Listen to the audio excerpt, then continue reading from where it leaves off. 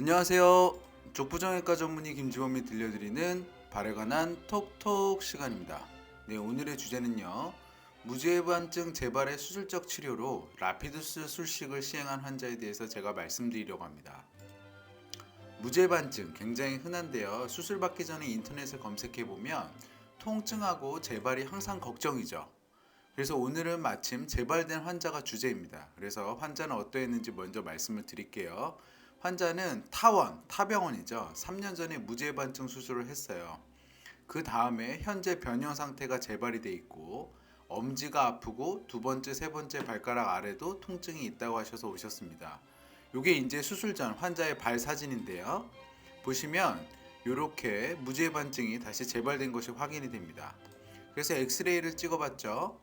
엑스레이를 찍었더니 역시나 엄지발가락이 이 중족골에 대해서 두 번째 발가락 쪽으로 기울어진 무죄반증의 변형이 확인되었습니다. 근데 두 번째, 세 번째 발가락 아래도 아프다고 해서 이 중족골을 보니까 이 중족골이 이렇게 균형을 잡아서 가야 되는데 여기서 툭 튀어나와 있어요. 그러니까 두 번째, 세 번째 중족골이 긴 거죠. 이걸로 인해서 중족골통이 생길 수가 있고 초음파상에서 보면 두 번째와 세 번째 발가락 사이에서 뭔가 이렇게 툭 튀어나와 있는 것이 보입니다. 이게 이제 지간신경종인데요. 이러한 지간신경종도 통증을 유발할 수가 있다는 것을 알 수 있었습니다.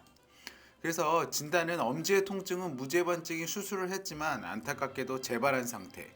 그래서 여기에 대해서는 수술적 치료가 필요했고요. 두 번째, 세 번째 발가락 아래에 있는 통증도 무죄반증 때문에 그냥 생길 수도 있지만 중족골이 길고 지간신경종이 있다는 것으로 봐서 이런 구조적인 원인이 있는 것이 확인이 됐죠. 그래서 이것도 그냥 놔두면 계속 통증이 생길 수 있으니 수술하자고 말씀드렸습니다. 네, 이렇게 재발할 수 있는 무죄반증, 왜 재발할까요? 그리고 재발한 경우에는 수술을 어떻게 할까요? 거기에 대해서 말씀드리겠습니다. 이 환자 같은 경우에도 분명히 3년 전에 무죄반증 수술을 받았죠. 3년 전에 무죄반증 수술을 받고 나서 또 이렇게 재발했어요. 왜 재발했냐고요? 제 경험을 보면 대부분 1중족 족근관절, 발등에 있는 관절인데요. 여기서 벌어지는 게 문제인 것 같아요. 이 환자도 엑스레이를 보시면 1중족 족근관절에서 벌어진 것이 확인되었습니다. 그래서 저는 이렇게 재발된 무죄반증의 수술은 다시 교정하는 방향으로 수술을 하는데 재발하고 나서 수술하고 또 재발하면 안 되잖아요. 그래서 이러한 계속적인 재발을 막기 위해서 저는 1중족 족근관절이 벌어진 경우에는 이 부분을 유압하는 수술, 라피두스 수술을 시행을 합니다.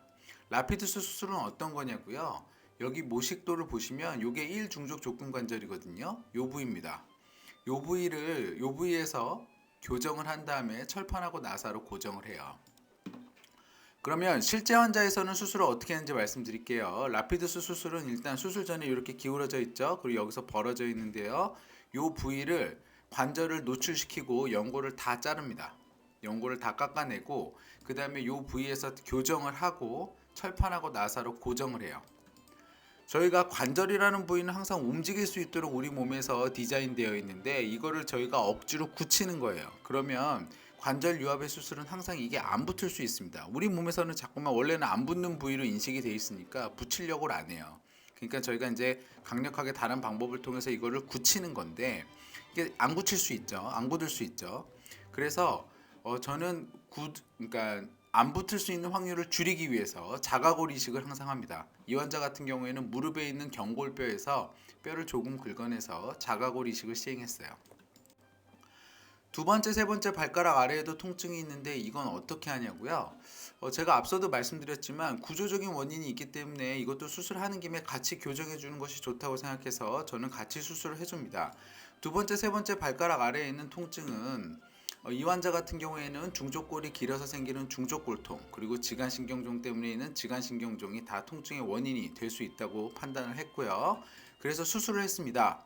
어떤 수술을 했냐면 지간신경종에 대해서는 지간신경종이 발바닥에 위치해서 아프기 때문에 이걸 발등 쪽으로 이동을 시켜주는 지간신경종 이동 수술, 그리고 중족골이 길어서 아플 수 있기 때문에 2, 3 중족골을 짧게 단축을 해주는 2, 3 중족골 절골 수술을 했죠. 그래서 이거는 이제 제가 다른 블로그 글에서 제가 소개시켜드린 그림인데요. 지간신경전의 요 빨간 점인데요. 이게 발바닥에 있기 때문에 자꾸만 밟히면서 아픕니다. 그래서 이걸 발등 쪽으로 이렇게 옮겨주면 통증이 확실히 줄어듭니다. 줄어든다는 게 아니라 거의 없어져요. 그래서 이 환자 같은 경우에도 두 번째, 세 번째 발가락 사이에 지간신경종이 있으니까 여기를 노출을 시켜서 지간신경종을 확인을 하고 발등으로 올려줬고요.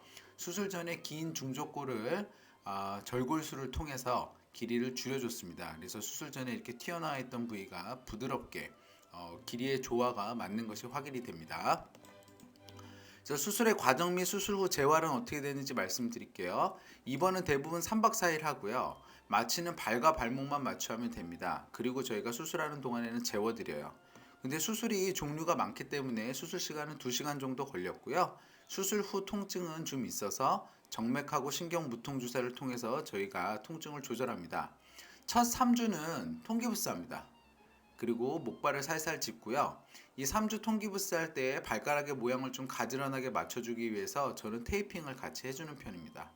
그리고 후 3주는 수술 후 이렇게 앞이 뚫린 보조 신발을 신기면서 서서히 체중 부하를 시켜요. 항상 수술하고 나면 또 재발되지 않을까 걱정이죠. 그래서 이 환자의 결과는 어떠했는지 보여드릴게요. 이게 수술 전이고 수술 후 6개월째입니다. 무죄반의 이런 교정이 충분히 잘 되어 있음이 확인이 되고요. 요 1 중적 족근관절을 수술한 흉터는 위에서 봤을 때는 거의 안 보이는데 두 번째, 세 번째 요 뼈를 줄이고 지간신경종 수술한 흉터만 일부 보이죠. 근데 이 부분은 뭐 환자분한테 미리 말씀드렸고 환자분도 지금 괜찮다고 하셨어요. 자, 이 환자는 이제 젊은 여성인데요. 항상 힐을 신을 수 있을지가 본인도 이제 궁금하죠. 근데 이 환자의 수술 후 6개월째 걸음걸이와 마지막에 까치발이 되는 모습을 제가 보여드릴게요. 걸어보세요. 자, 걷는 걸 보면 뒤로 굉장히 두시고요. 자연스럽게 걷죠. 도는 또 앞으로 것도 걸어가 자연스럽고요. 보실까요? 자, 다시 또 엄지발가락에 뒤로 힘도 돌아서 잘 와보시고요. 유지가 되고요. 여기 와보신 제가 여기서 다음에 까치발 한번 까치발을 좀 해볼까요? 쳐달라고 부탁드렸어요. 음. 네, 이렇게 까치발 쓰시죠.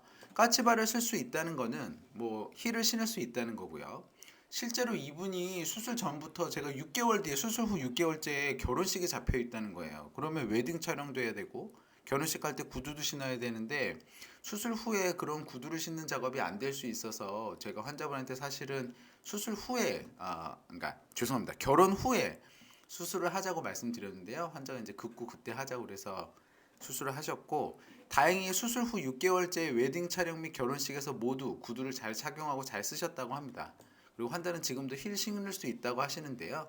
그래도 본인이 다시 재발할까봐 신지 않겠다고 하셨고 저도 이제 너무 자주 신는 거는 피해달라고 말씀드렸어요. 재발된 무지해반증의 수술적 치료 라피드 수술식 정리해 보겠습니다. 무지해반증 재발의 원인은 다양합니다. 그렇지만 1 중적 족근관절에서 벌어지는 경우가 많고요. 이러한 경우에는 저는 이 1 중적 족근관절을 유압을 하는 라피드 수술식을 먼저 고려합니다. 그래서 이거는 강력하게 교정을 하기 때문에 제가 가능하면 이렇게 수술하려고 하고 다른 선생님들은 또 다르게 접근하실 수는 있어요. 이건 제 생각입니다. 수술의 과정은 3박 4일 입원하고요. 발과 발목을 마취하고 재워드려요.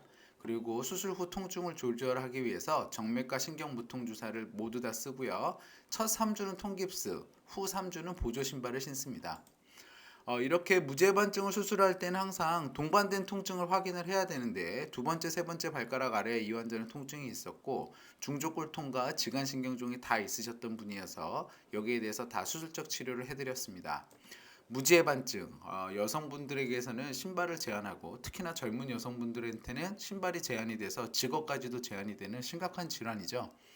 좀 더 적극적으로 치료하셔서 보다 자유롭고 편안하게 그리고 자기가 원하는 것들을 다 할 수 있는 생활을 영위하시길 바랍니다. 건강한 발걸음 행복한 100세 인생 발에 관한 톡톡이 함께합니다. 저는 서울대학교 의과대학을 졸업을 하고 다수의 TV 프로그램에서 족부에 대해서 말씀드린 바 있습니다. 이 동영상은 제가 좀 더 자유롭고 자세하게 제 지식을 말씀드리고자 제작하였고요. 네이버 족부 김지범 블로그에 오시면 더 많은 정보와 질문이 가능합니다. 경청해 주셔서 감사합니다.